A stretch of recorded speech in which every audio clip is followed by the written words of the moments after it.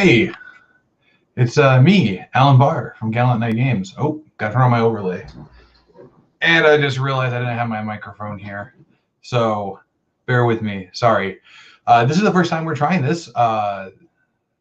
This is Tiny Talk. It's a Tiny D6 focused 15-minute segment on every other Monday where I will talk about Tiny D6, answer questions, and generally try to be useful to people who like Tiny D6 and want to know about it.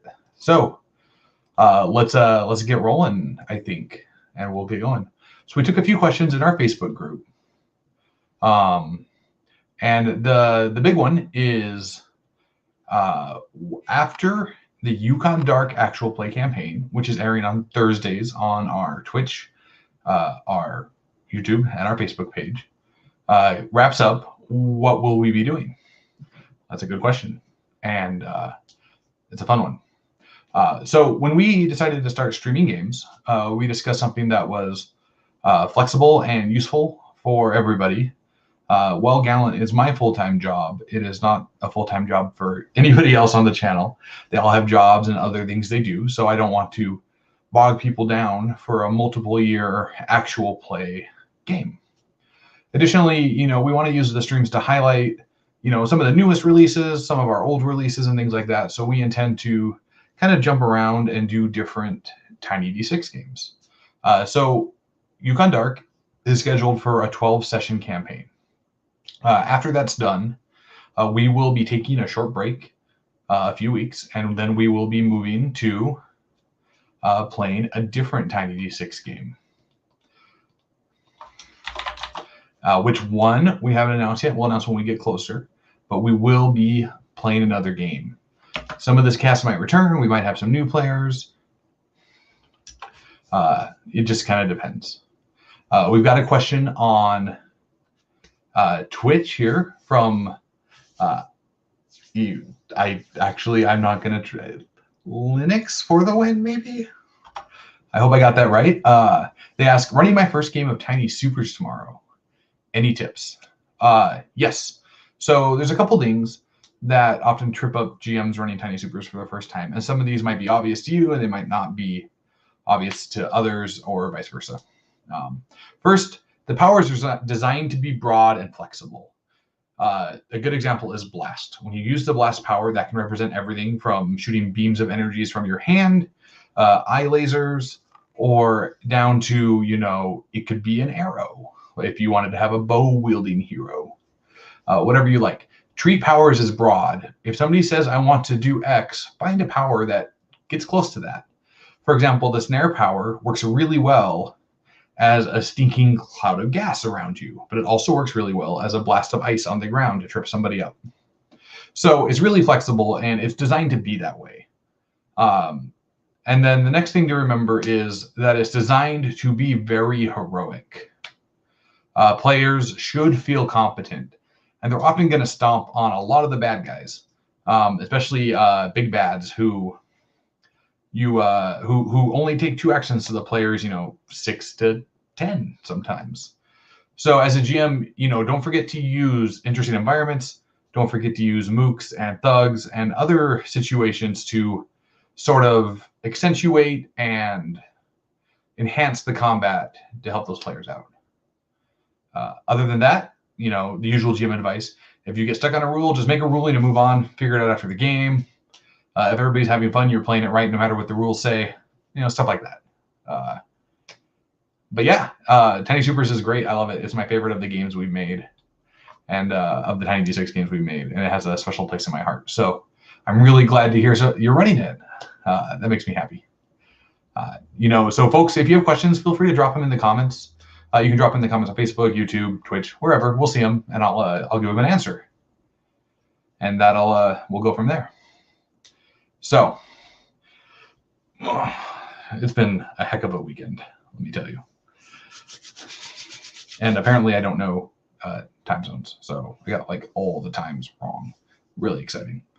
All right, so let's talk about what's coming up for Tiny D6. So first, the Tiny Zines are ongoing. Those are monthly releases. You can get those on our Patreon, which you can find at patreon.com/GallantNightGames. When you go there to find those, you can you'll get the monthly tiny zines. You can also do a higher level $10 pledge that gets you some extra stuff, and you'll be able to get those releases and the extra stuff on a regular basis. It's a pretty good deal. We just dropped the 2020 Tiny Zine Compendium, which compiles all of 2020's 12 Tiny Zines into a print and PDF product for about $20, so you can get them all in one place if you want. Obviously, the 2018 and the 2019 ones have been available for a bit, but those are out there. Tiny Cthulhu just came out in PDF. We're fulfilling the Kickstarter soon, and then the prints will be available for anybody who wants them. And then coming up next, after we deliver the Gallant verse campaign guide for Tiny Supers, which just wrapped up a Kickstarter 2 weeks ago. That one should be to print in the next couple weeks, and we'll have it available for pre-order after that. Trying to think what else. After that, we're going to dive into Mechas and Monsters 2nd Edition, and then later this year, hopefully Tiny Cyberpunk or Tiny Monster Horror book that doesn't have a good title yet. I'll figure that out. One of those will be coming. Hopefully, so that last book will be a big genre book like Tiny Cthulhu, Tiny Supers, or Tiny Dungeon. Jason asks a question. Any chance we'll see a full color version of the Tiny line, maybe as a deluxe offshoot? Also, how many birds fit in your beard now? I don't know the bird question. I haven't tried. So I will have to figure that out. I'll get some birds and we'll test it for science. So Tiny Supers is already full color. The Gallant verse campaign guide is full color. Mechas and Monsters was full color, and the new edition will be full color. Tiny Dungeon will get a full color edition at some point, and Tiny Frontiers and Tiny Wastelands will at some point as well. When, I don't know. I mean, it could be next year. It could be 5 years from now. We'd have to do a new print run to, fund it and everything. So we'll see what that looks like. But yeah, it's on the radar to eventually get full color versions of the Tiny line for the most part. I mean, the black and white works, especially for the smaller games, because as a small press, there is a level of affordability we have to be concerned with. What can we afford to make versus what can we afford to sell, and what can people afford to buy? There's all these factors. So, at some point, all the big books will probably be full color, but it's hard to say when and if that's actually true. It's on my radar. It's a thing I'd like to do. So the chance is far more than zero, but I can't give you anything better than that at this moment. Do we have a Discord? Yes. In our Facebook group, on the announcements, there is a pinned link to the Gallant Night Games Discord. It's also featured on our Kickstarter pages, the last few, that you can get in there. I'll post a link to our Discord in the YouTube event description next time for this as well. But yeah, so there is a Discord. It's a pretty hopping Discord most of the time. It gets a lot of people in there, and it's pretty great. Linux for the Win asks, will there be any more Century Force Prime comics? Yes. But I can't say more than that. It's super secret news, and I probably shouldn't say yes. So maybe wink, wink. Paul asks, any additional projects for Tiny Thunderscape? And Paul's also excited about Mechas and Monsters and Tiny Cyberpunk. Yay! I don't know. Gallant Games doesn't publish those. I know that, and I'm going to say this wrong, I'm so sorry. Kyudai Games, the publishers of Tiny Thunderscape, who I helped write the rules for, they have been releasing what they call their Thunderzine, which does include new content for Tiny Thunderscape. Much like the Tiny Zine, it kind of hits a bunch of their games, and Tiny Thunderscape is one of those. I know I think I just saw the preview of issue 5, so I think that means all the first 4 issues are out. They have a Patreon. You should check it out. It's a great way to get that. And let them know that you want more Tiny Thunderscape, and I'm sure they'll be excited to hear that and to answer that and get that going for you.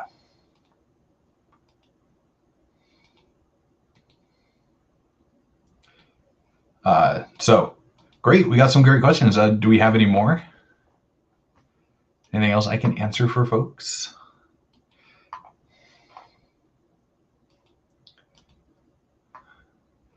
this is the first time we've done this, so we're kind of filling out if we want to pre-record this, do it live. I would prefer to do it live. So yeah. Jason asks, since minis have become more affordable, is there any consideration to being given to having STL files officially for Nick's art and such? At this time, no. I just flat out the dive into hiring a sculptor, managing that side of the business is a whole new skill set I would have to learn because I'm the only one at Gallant Games, right? So while I won't be doing the sculpting, I'd have to learn how to freelance, get feedback, things like that. So at this time, no. Would I love to do miniatures, especially for something like Tiny Supers? Absolutely. Are we going to at this time? There's nothing on the radar for that. If you know a company that wants to do it and partner with us, send them my way. I'll talk to them. I'm definitely down for something like that, especially if it, takes some of the work off of me. But at this time, that's kind of not on our radar. James asks, any plans for more Tiny Taverns content, especially in print? Well, James, I'm glad you asked, because I happen to be holding the proof of the recently released in PDF Tiny Taverns a la carte. I'll just zoom in on that super great cover for you there. Oh yeah, look at that. And yeah, so that'll be coming to print soon on DriveThruRPG and in the Gallant Games web store. And that is a full expansion. It has Kickstarter backers already got it, and they're going to get it at cost, or they already got the PDF. So they've got that. We'll put the print live soon, and you'll be able to grab that. It's an awesome expansion. It's got a bunch of new micro games, new rules, new expansion material, all kinds of things like that. It's a lot of fun. And there is a second expansion, I guess, third book, second expansion on the way. I'm helping write that with Robert, and it helps integrate Tiny Taverns into the other Tiny D6 lines, so you can do all kinds of things, and it'll be pretty fun. And I imagine Robert will write more. He really loves Tiny Taverns. So yeah, that's great. And we have another question. Any plans for doing a Tiny Super Spies game? No. We did Cold Shadows. I love spy stuff. I'm a notable aficionado of John le Carré and other spy stuff. So, will I always write a spy game? Yes. Aside, supers and spies are the two things I love to write and the two things I love to play and read. I'm always down for more spy games. Will there be a Tiny D6 spy game? No, probably not. I really like Cold Shadows. I like what we did there. I don't feel the need to do it again at this time. If I was going to write a spy game, it would be in a totally new rule set designed to do something totally different. I don't think I have anything to say for Tiny D6 and Spies that you kind of can't do already.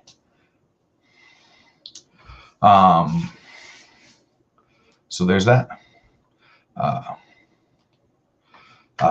Sugar Skull Stormtrooper asks, any plans for Tiny D6 and online support for platforms like Foundry, VTT, and others? Yes.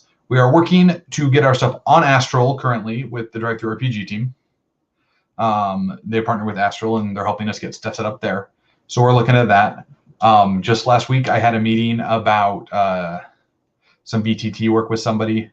I can't say what'll happen. There's a lot that goes on to that. And part of the problem is Tiny D6 is so minimalist that the amount of work that has to be done is still expensive, but it's not actually that much work.